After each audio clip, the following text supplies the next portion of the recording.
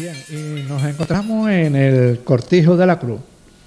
Ya sé, familia, paisanos todos, que no es el Cortijo de la Cruz. Aquel Cortijo de la Cruz que absorbió el aeropuerto ya se perdió. Pero queremos preguntarle a una persona que trabaja en este centro, que ya nos dirá su cargo, que es José Manuel López Aranda, cuál es el nombre verdadero de este lugar, que para mí que es muy desconocido, a la vez que es importante incluso para la gente de Churriana. Su nombre, el nombre de este lugar, ¿cómo podríamos definirlo? Bueno, tiene un nombre muy claro, a efectos legales y prácticos, que es el Centro de Investigación y Formación Agraria de Málaga, Churriana. Esto es un centro de investigación agraria que pertenece desde 1984 a la Junta de Andalucía, concretamente a la Consejería de Agricultura y Pesca, y que trabaja en una serie de actividades agrícolas relacionadas con lo que llamamos agricultura de litoral. Es precisamente el hecho de que pueda ser poco conocido entre nuestros vecinos de Churriana, es que nuestras actividades están relacionadas con cultivos agrícolas que no son, digamos, muy populares y ni muy conocidos en lo que es estrictamente esta zona de la Vega de Málaga.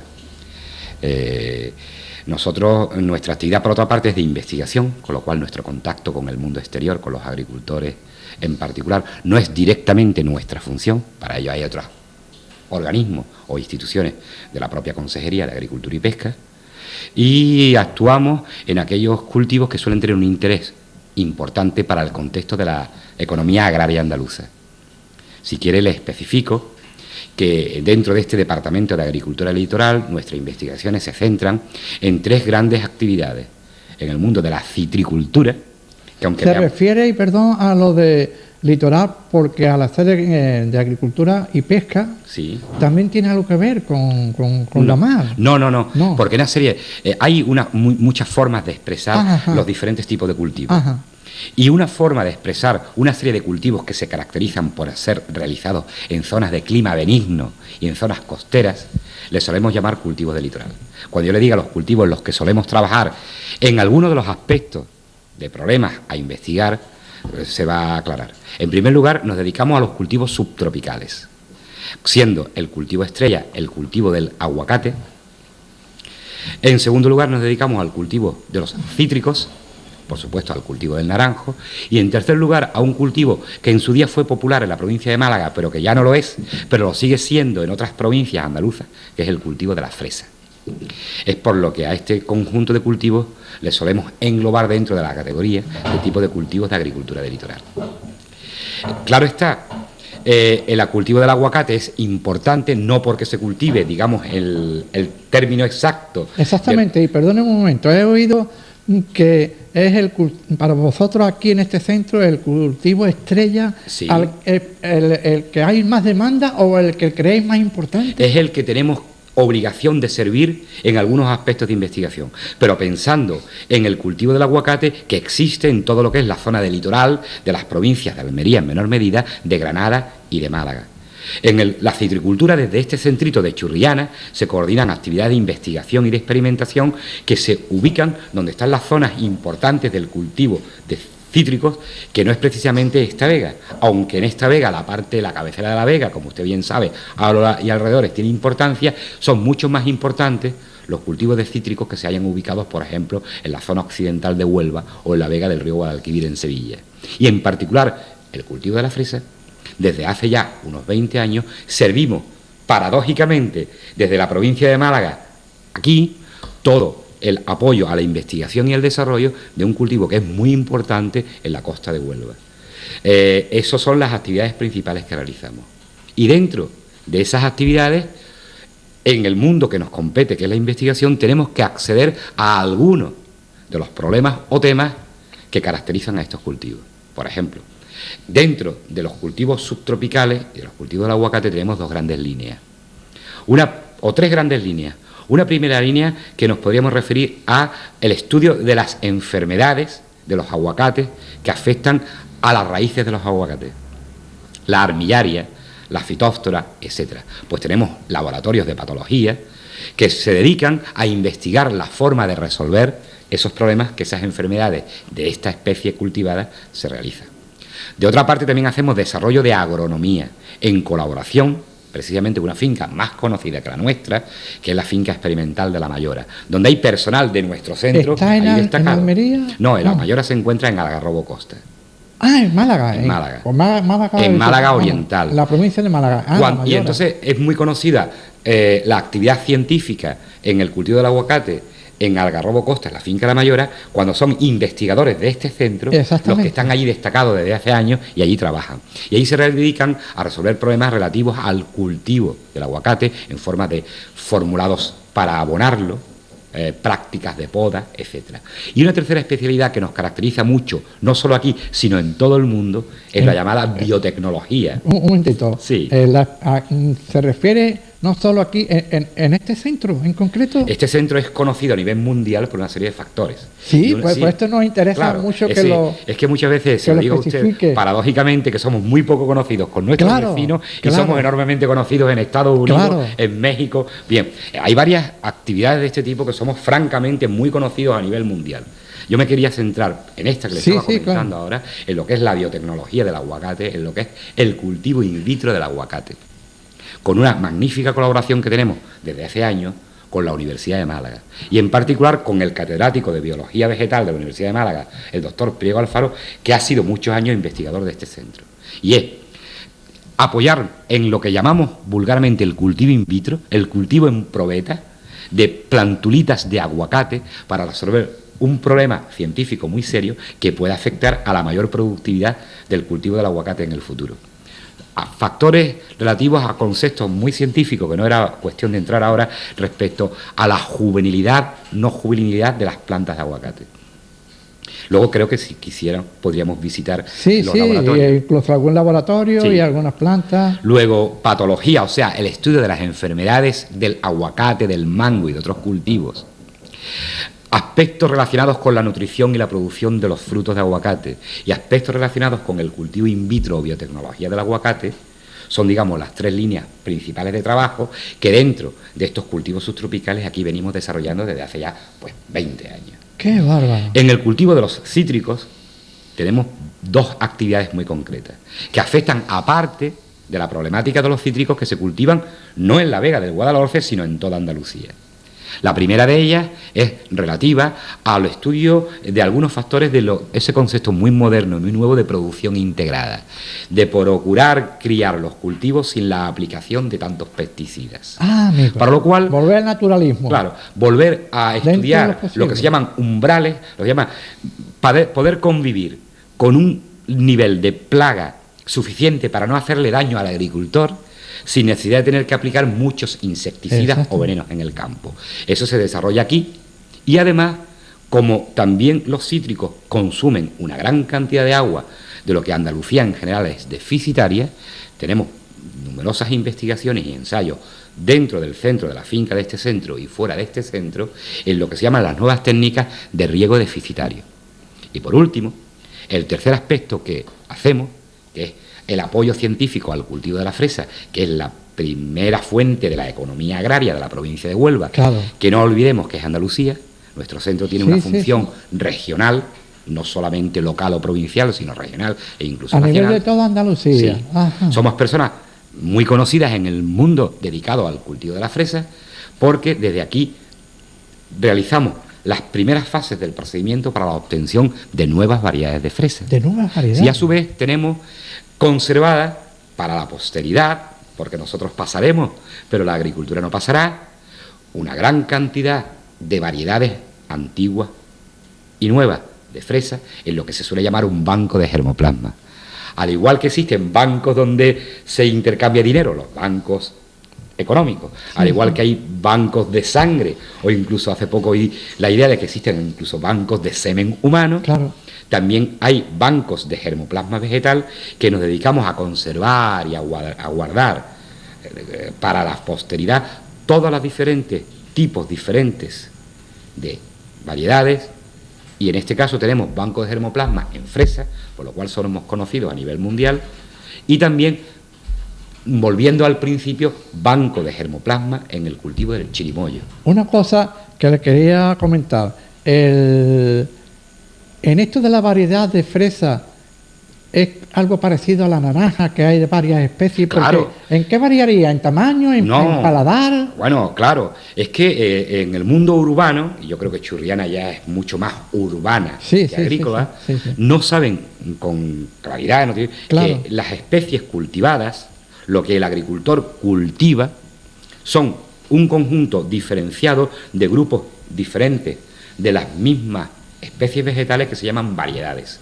Esas variedades pueden variar en su tamaño, en su color, en su sabor, en una serie de características de interés que hace que el agricultor deba elegir, claro, una serie de elementos, que son tantos elementos: productividad diferente, sabores diferentes, tamaños diferentes, resistencias a enfermedades diferentes. Según los climas también incluso.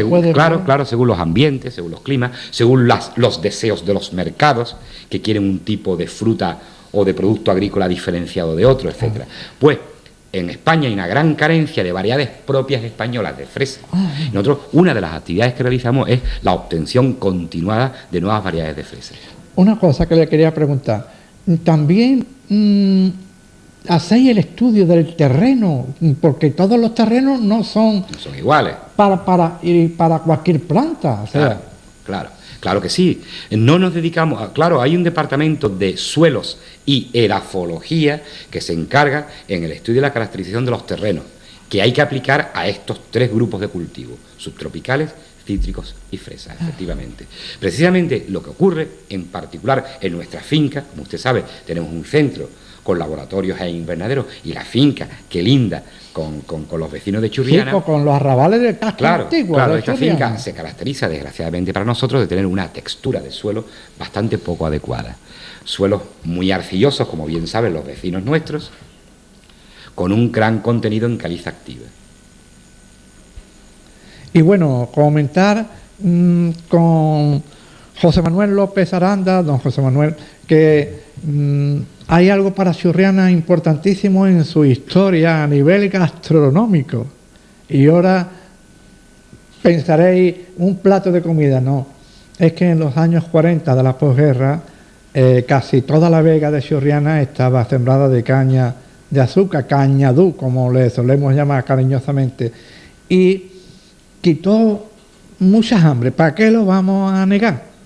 Porque era buscar la forma de cómo entrar en un trozo, en un terreno, en una jaza, y chupar un par de cañas de las antiguas, porque después ha sido cambiada a otro modelo, que estaban riquísimas y que contenía un alimento fenomenal. Y como no sabemos si Churriana en agradecimiento le va a dedicar, aunque sea el nombre de una calle, a la caña de azúcar o cañadú, o hacer un pequeño monumento de varias cañas en que sea natural, en una plaza, ¿no? En una rotonda de azúcar, porque fue en el año 40, o sea, si te hablo a ti que tienes 20 años, mujer u hombre de Churriana, o 25 o más, pues no sabes lo que eso significa, pero eso significó que muchas personas no tenían para comer otra cosa que chupar, como vulgarmente te estoy comentando, una caña de azúcar o dos o tres, según su estómago y sus dientes se lo permitía.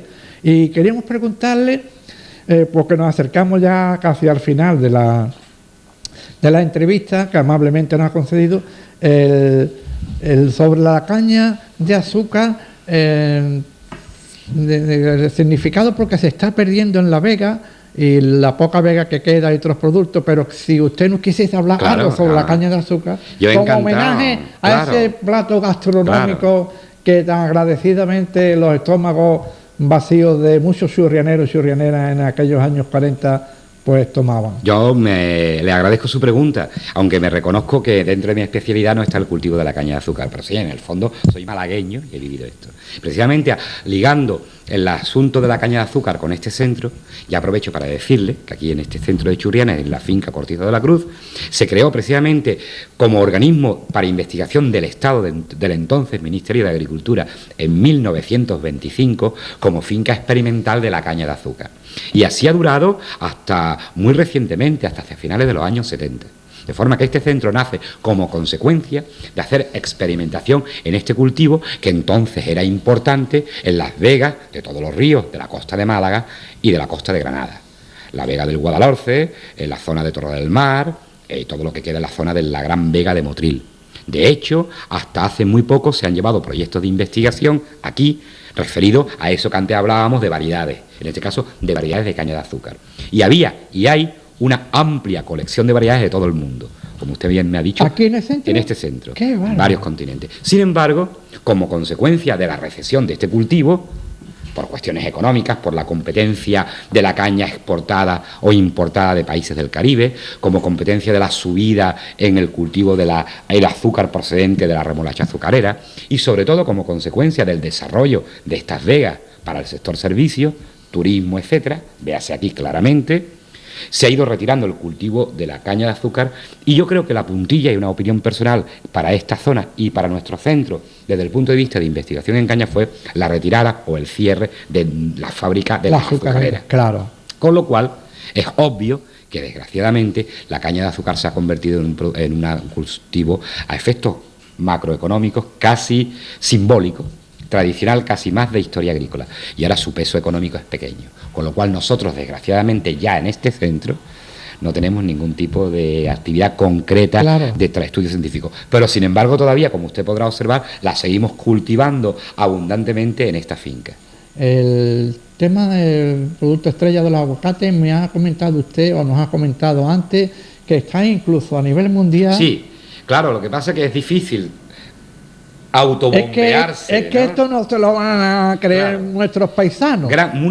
Una serie de líneas de investigación que se desarrollan en este centro de investigación y formación agraria de Churriana son conocidos y apreciados a nivel internacional y valorados por la comunidad científica, técnica y agrícola de una gran cantidad de países del mundo. ¡Qué bárbaro! Claro, es que será obvio. Sí. Es difícil que yo me autobombee. No, pero es que claro, es muy... Lo que pasa es que son temas, digamos, de ciencia agraria que normalmente no suelen estar, digamos, en los medios de comunicación, en la opinión pública, como otros temas mucho más normales y corrientes. Hay muchos trabajos o labores de investigaciones que se hacen en laboratorios y entonces parece ser por el silencio que no se hace nada, que no hay nadie. Eso es frecuente en el mundo de la investigación. Y se va trabajando muy calladamente. Le voy a poner un pequeño ejemplo, si usted me permite, para que yo sé que hay muchas personas que viven en Churriana que están muy vinculadas en su vida laboral a la Costa del Sol, a Torremolinos y alrededores. Escasamente a mediados de octubre, este centro, la doctora Barceló, que trabaja con nosotros, ha organizado el 4º Congreso Mundial sobre el cultivo del aguacate. Se ha celebrado en el Palacio de Congresos y Exposiciones de Torremolinos y han asistido 1.200 expertos de todo el mundo a estar una semana reunidos a pelearse en el buen sentido de la palabra en aspectos científicos, en aspectos técnicos y en aspectos comerciales del cultivo del aguacate. Hay una variedad de naranja que desapareció el hueso, por lo visto, que tenía hueso. Me parece que la navelate. Puede ser, sí. Y hay... ¿Y se trabaja algo sobre la chirimoya para que le eliminar el hueso? Sí. Lo que pasa es que es dificultoso. Tenemos una parte de nuestro trabajo encuadrado dentro de este programa que le he hablado de cultivos subtropicales, que le he puesto como cultivo estrella el aguacate, pero también trabajamos en mango y en chirimoyo.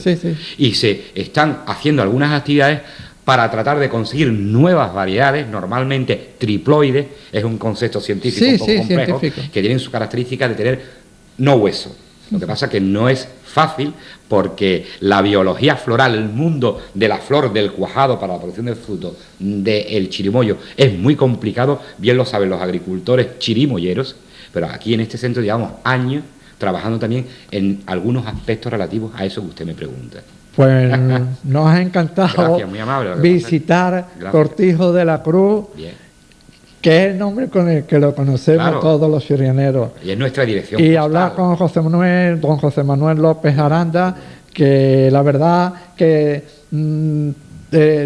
queremos poner un poquito de todas las cosas importantes que hay en Churriana, y esta era una de nuestras espinitas clavadas, y mira por dónde hemos coincidido con una persona tan amable y tan preparada, que rápidamente nos ha puesto al corriente de la actualidad, que era lo que queríamos saber, y sobre todo de la importancia que, aunque él humildemente no la haya querido reconocer, pero yo sí sé que tiene este lugar tan entrañable que está aquí a un paso de la higuereta.